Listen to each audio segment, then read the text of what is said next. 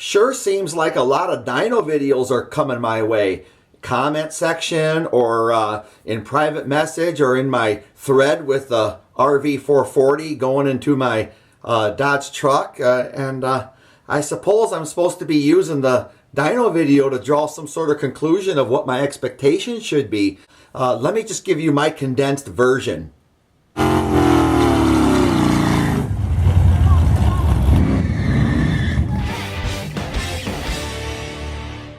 I don't watch a lot of dyno videos. I just don't. I know they're very popular. I know some people run their entire channel off of dynos. And before you come at me, don't do that. I'm going to tell you right out, dyno is a very valuable tool. The dyno is a great way to break in your engine and time it, tune it, set it all up.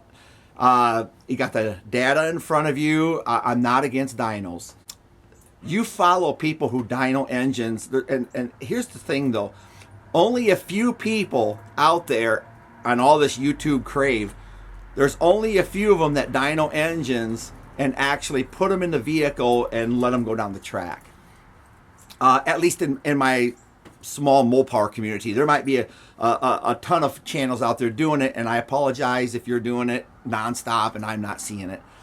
But what I find out, whether it be on YouTube or in real life or in a magazine, the dyno generally doesn't show up at the track. I don't know. Where do I go with this? Who's done this? I guess my mind races to my friend Joe over at the channel Just Mopar Joe. Joe isn't going to take this wrong. I'm sure of it. I don't have a lot of time to sit around and watch all kinds of car channels. I just don't. But I rarely miss a lunch break over at Just Mopar Joe's update or video. That truck is one of my top 5 in all of YouTube. Really that truck don't belong in his yard. It belongs in mine. The paint, the build, the whole idea behind it is completely 318 Will Run, not Just Mopar Joe. So Joe, you need to get your truck here. It belongs to me, really. But besides that, here's a perfect example where we have, and when he installed that motor, you know, it's the 400 bored out to a 406. We have a 500 horsepower motor, as Joe would say. We're putting this 500 horsepower motor into this lunch break truck. And so we know where it needs to be tuned and timed because it was on the dyno. They will vary slightly in the car versus the dyno because of wind resistance, and you're actually got body twist. It's a complete different motion, but it gets you very close. When you get off the dyno, you're probably 98.5% there. But now there's a couple ways that you can throw out the numbers, and one would be if you're out of RPMs 100 feet before, you're just floating 100 feet before you cross the line. That's going to kill mile per hour of what its potential is. And another is if you got a 1400 3/4 ton truck torque converter in there with 240 gears and your car doesn't even come to life till you hit 400 feet out. That's going to affect the mile per hour. So you look at something like Joe's truck, and I'm using his because this is one that I know. I watched the build. 500 horsepower, according to the calculator, which I like the math of it. If you take, he weighed it. He gave us all the information we need. It's all out there on his channel. Go check that truck out if you have it.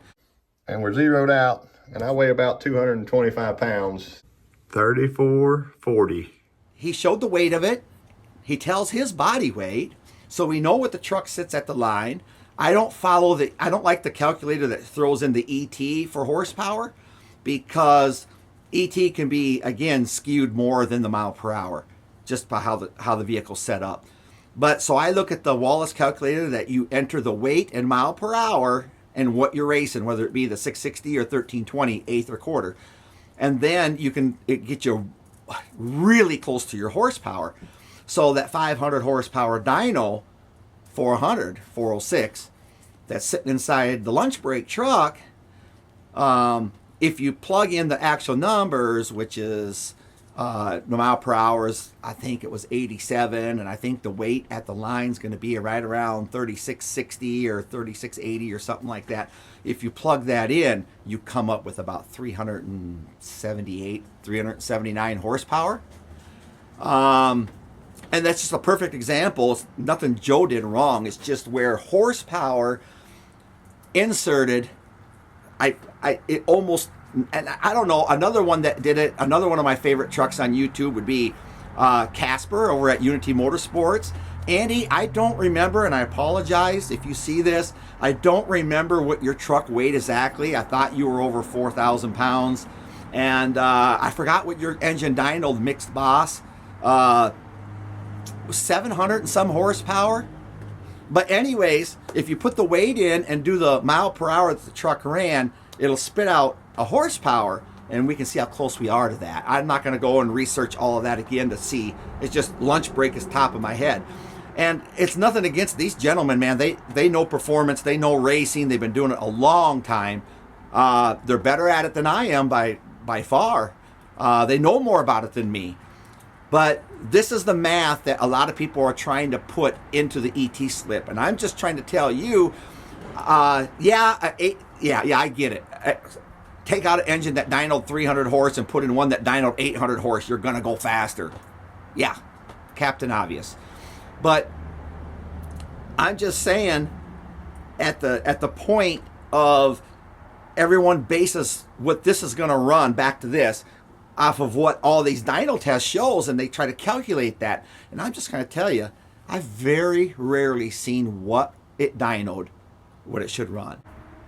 Wallace, people ask about the horsepower on this. Okay, I've never dynoed it. The Wallace calculator says this has 344 horse to run 83.5 mile an hour at 3,800 pounds at the start line. It takes 344 horsepower to do that. So that's where I am. For whatever that's worth. We don't race dyno sheets. I guess that's the best way I could put it. I don't race. So all these people are throwing these videos at me of this RV 440 was tested out at this coast, and this one was tested up here, and this one was tested in Canada, and this one was tested. I get video after video of dyno, and I'm like, I've been telling the last few people that's irrelevant to what this is going to run. It's just, it is. This is going to run what it's going to run with the RV 440 in it, and it ain't gonna make no difference what the dyno showed on his engine or that engine or whatever. It's gonna do what it's gonna do. Slow, good, bad, indifferent, and this is what makes it fun. So while the dyno is a great place to get a measurement of your engine, and it's a great place to tune and break in the engine, and while I absolutely don't oppose dynos, keep dynoing them, I'm just saying that the dyno slips don't race. ET slips are what race. Make of this what you want, but I just thought because of all the dyno videos that's been coming my way, I get a duffel bag full of dyno videos sent my way. This is in private, or this is in this, or this is in that, or in the thread, or all recommendations under my videos, and people enter dyno. This is what they did, and look, love all your remarks, love your comments. I really love the enthusiasm of the people in the thread, and I really had a blast with this. But I'm just saying that, all those dyno videos, I'm not sure what I make of that and what I'm supposed to do with it. We'll find out come April. Hopefully, I got the truck ready with the 440 in it, and we'll see what a camper 440 can do. We'll find out firsthand. That would be better than a dyno sheet, won't it?